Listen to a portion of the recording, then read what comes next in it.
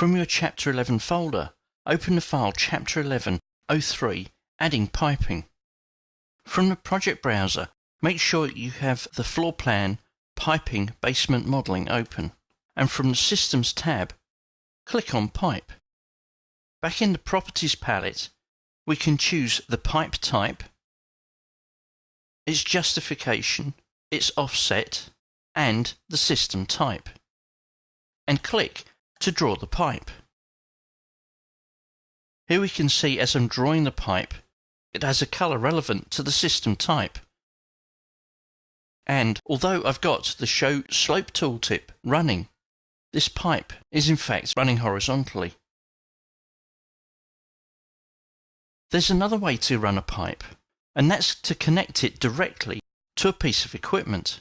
If I select a piece of equipment like this air handling unit, you can see that I have got some pipe connections, and as I hover over them, my tooltip tells me I can create a pipe. This is a shortcut, and clicking on this starts the pipe command and asks me to select a connector. Here it's highlighted Connector 4, Hydronic Return.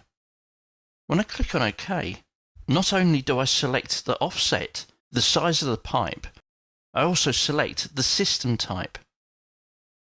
I can then click to run my pipe. As you can see here, I'm getting a warning that none of the created elements are visible in the floor plan. This type of error can appear fairly regularly if you don't have your view settings correctly set. It doesn't mean that I've got to cancel the command. What it does mean though is I do have to change my view settings so we can see the pipe. From your View tab, click on Visibility Graphics. If I scroll down, we should see that pipes are visible.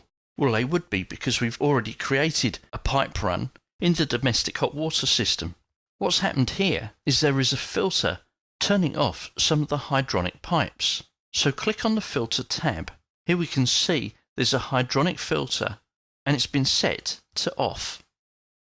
Click on OK and our pipe should display.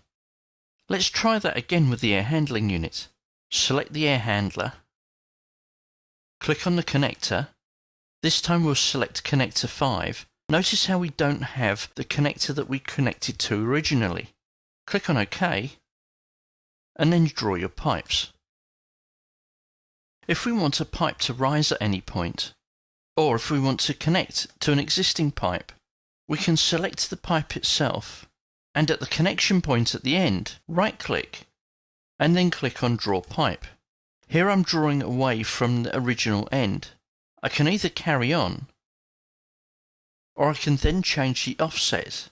Let's say this changes to 2500.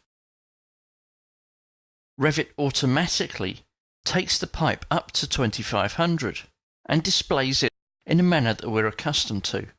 If, however, we wanted to put an offset in this pipe so it went, say, below a beam, it is much easier to do this in a section. We'll see an example of this in one of the later videos.